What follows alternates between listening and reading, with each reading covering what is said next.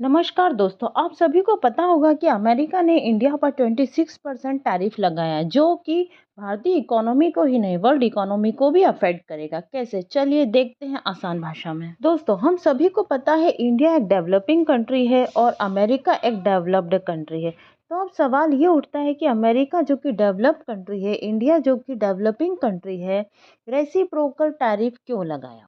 और साथ के साथ हम देखेंगे कि कॉमन मैन पर इसका क्या असर होगा। तो चलिए, 26% टैरिफ की तलवारें, विश्व व्यापार और भारत पर इसके प्रभाव को पॉइंट टू पॉइंट समझते हैं। तो जवाब है अपनी इकोनॉमी को ठीक करने के लिए। और इस टैरिफ का इंडियन इकोनॉमी पर क्या इम्पैक्ट होने वाला है, देखते हैं डिटेल में इस वीडियो में। तो अंत तक इस वीडियो में हमारे साथ बने रहिए। फर्स्ट पॉइंट है, क्या होता है रेसिप्रोकल टैरिफ।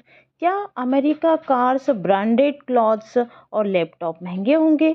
क्या इससे रुपए की कीमत गिरेगी? यह फैसला आम आदमी की जेब पर कितना भारी पड़ेगा? इन सब सवालों के जवाब हम आपको देंगे इस एक वीडियो में। सबसे पहले बात करते हैं टैरिफ क्या होता है। टैरिफ एक प्रकार का टैक्स होता है जो किसी देश द्वारा आयातित वस्तुओं मतलब इम्पोर्टेड गुड्स पर लगाया जाता है। इसका मेन एम गवर्नमेंट को रेवेन्यू बढ़ाना और डोमेस्टिक कंपनीज को फॉरेन कंपटीशन से बचाना होता है। टैरिफ लगाने से विदेशी सामान महंगे हो जाते हैं, जिससे स्थानीय उत्पाद, लोकल प्रोडक्ट खरीदने के लिए लोग सोचने लगते हैं। जैसे अमेरिकी कस्टमर को इंडिया से आने वाली झींगा मछली खरीदना था। पहले कुछ मात्रा के झींगों के लिए उसे $100 देना था, लेकिन अब टैरिफ के बाद उसे $126 देने होंगे। अमेरिका और इंडिया के बीच यह नया टैरिफ क्या सिर्फ बिजनेस तक ही सीमित रहेगा, या इसका असर इंडियन मार्केट और हमारे डेली लाइफ पर भी पड़ेगा? चलिए देखते हैं। दोस्तों, 26% टैरिफ से इंडियन कंपनीज का प्रॉफिट कम होगा। यह टैरिफ भारत से अमेरिका को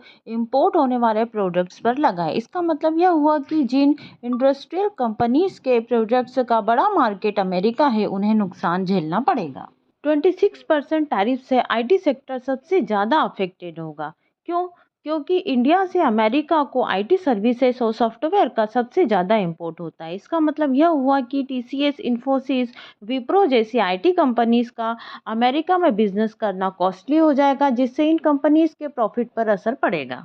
अब देखते हैं टेक्सटाइल सेक्टर पर इसका इफेक्ट क्या पड़ेगा। तो इंडियन टेक्सटाइल इंडस्ट्रीज अमेरिका को भारी मात्रा में इंपोर्ट करती है। 26% टैरिफ लगाने से इंडियन टेक्सटाइल कंपनीज के प्रोडक्ट कॉस्टली हो जाएंगे और मे भी अमेरिकन मार्केट में इसकी डिमांड लेस हो जाएगी। 26% टैरिफ से स्टील और ऑटो सेक्टर पर दबाव पड़ेगा। इंडिया से अमेरिका को स्टील और ऑटो पार्ट्स इंपोर्ट होते हैं, लेकिन नए टैरिफ के कारण इंडियन कंपनीज के प्रोडक्ट कॉस्टली होंगे, जिससे इनकी सेल कम हो सकती है और कंपनीज को लॉस उठाना पड़ सकता है। 26% टैरिफ के कारण इंडियन कंपनीज को दूसरे बाजार तलाशने होंगे।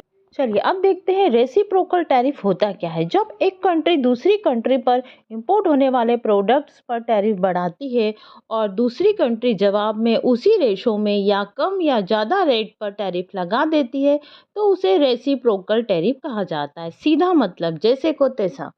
क्या भारत को फायदा भी हो सकता है? तो यह तो समय ही बताएगा। भारत के लिए सलाह, इंडिया को डोमेस्टिक मार्केट को स्ट्रॉन्ग बनाना चाहिए। गवर्नमेंट को न्यू प्लान्स और पॉलिसीज बनाकर अदर कंपनीज को बेनिफिट देना चाहिए। क्या टैरिफ का मतलब ट्रेड वार है? इसको ऐसे समझते हैं, अगर एक देश किसी दूसरे देश पर टैरिफ बढ़ाता है और दूसरा देश भी जवाब में टैरिफ बढ़ा देता है, तो यह ट्रेड वार का रूप ले सकता है। तो दोस्तों, इसका एक बेनिफिट यह भी हो सकता है कि भारत के लिए नई व्यापार नीतियां बनाने और घरेलू बाजार को मजबूत करने का मौका हो सकता है।